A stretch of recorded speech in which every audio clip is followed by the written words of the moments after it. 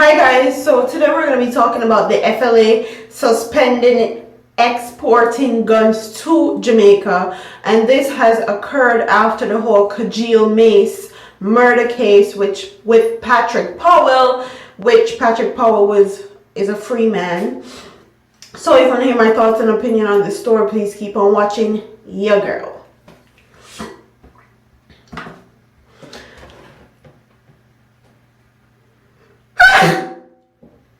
Oh, and if you guys want to see me and SoFlo TV live tonight, please add SoFlo's Facebook page at SoFlo TV PMB, and we'll be doing Facebook live at 8 p.m. tonight. I'm sure this video is going to go up before 8 p.m. so you can still catch us if you add his Facebook.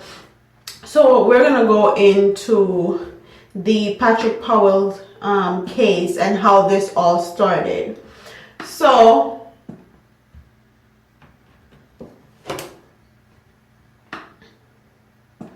I'm going to tell you guys everything in chronological order. So November 22nd, 1990, the FLA investigations revealed that Patrick Golenberg Powell, a citizen of the United States with a passport number, I won't say his passport number, with the given address of 17 Greenwood Drive, Kingston 19, was first granted a license for a Smith & Wesson 38 revolver with serial number BFN 6604 by the St. Andrew North Police. This firearm is not listed in the FLA's database, and there is no evidence to the date to determine its location or status.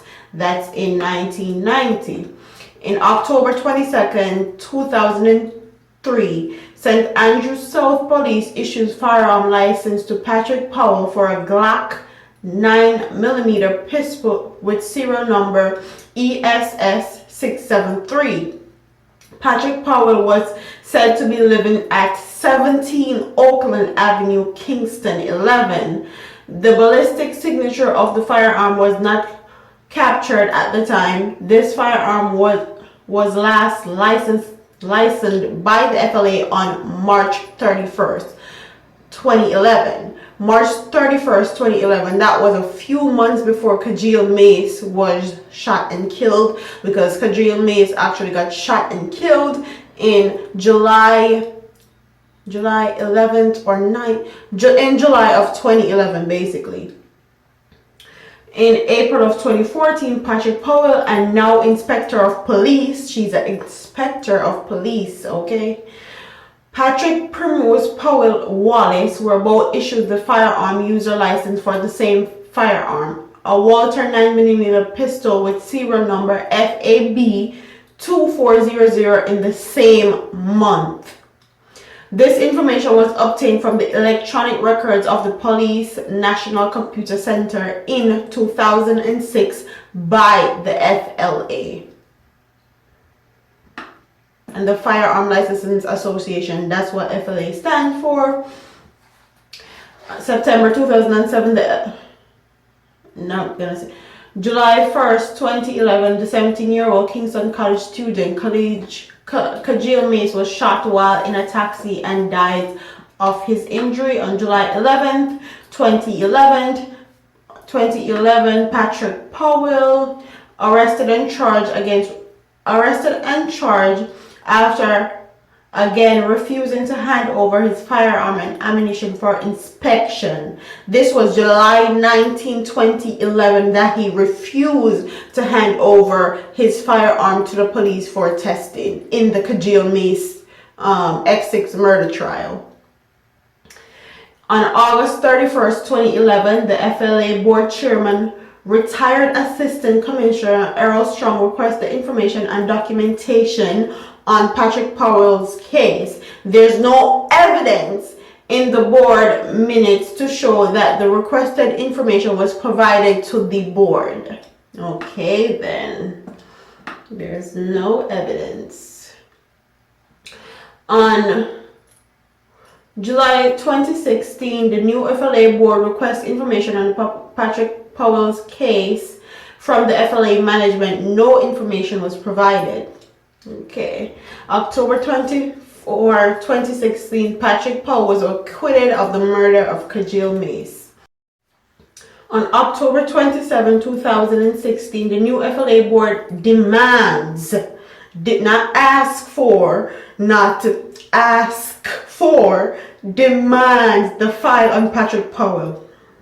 It was then discovered by the board that the file was nowhere to be found at the FLA. However, the last established evidence of the movement of the file was when an officer in the CEO's office made a request from the FLA registry on April 14th, 2015.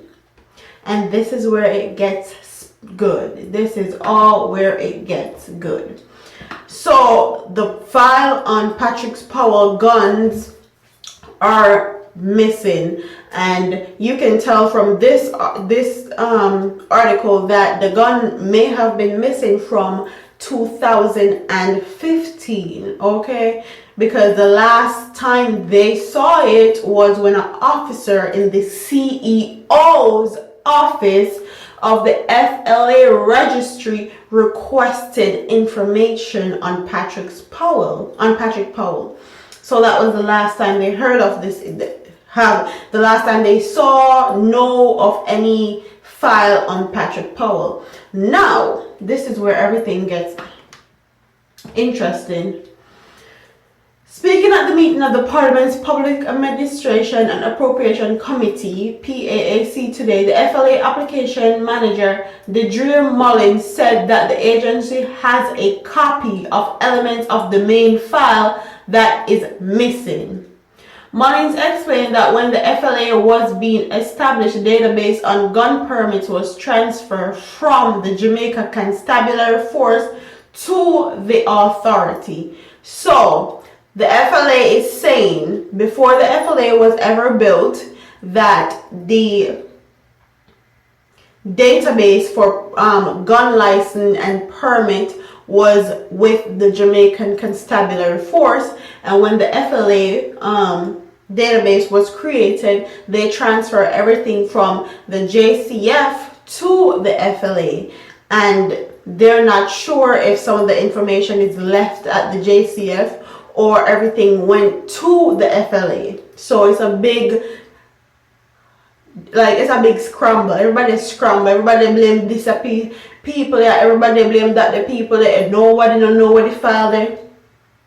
She said that she didn't know that how the database was transferred would suggest that the JCF could still have the physical files on the gun licenses.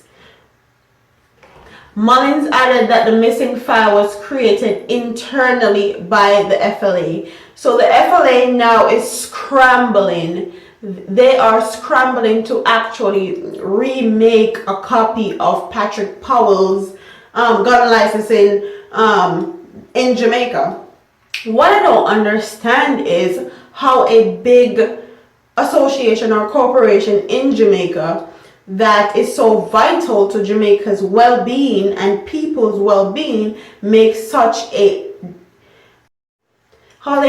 foolish, idiotic mistake on this is all their fault, because now Patrick Powell file is missing, and they now have Patrick Powell on another trial for the gun that was used to kill Kajil Mace, because the gun that was used for to kill Kajil Mace is connected to a double homicide. Okay, a double homicide, which is crazy. This man refused to give his gun up from 2011, and now in 2016 is when this man's gun was actually tested.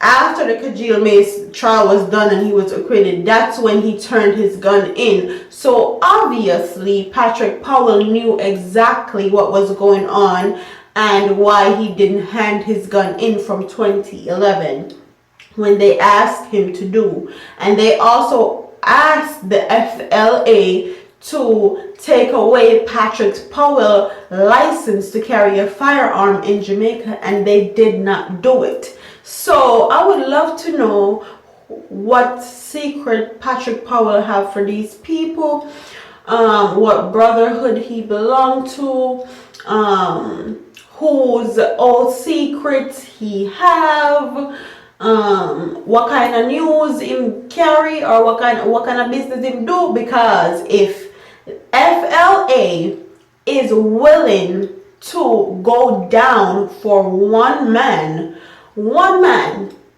their integrity, their everything is on the line because of this one case. And it's very disheartening, because this goes to show you, if you have a little money in Jamaica, you can get away with so much. You can get away with so much and don't have to answer to nobody. Even the highest authority you can have at your fingertips. You can have them as puppets. You can have them as your servants. Money talk, bullshit walks in Jamaica.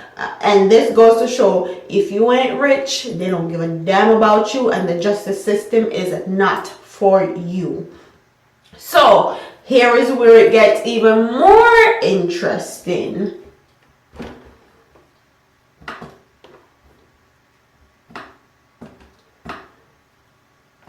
The FLA, no. A short while ago, the U.S. Embassy in Kingston issued a statement announcing that the export suspension. In light of recent events concerning Jamaica's firearm licensing authority, the U.S. Embassy is reviewing the firearm exporting license approval process, an embassy spokesman said. So they are suspending all exportation of guns into Jamaica. And thank God. Thank God. Because when the USA intervene, you know,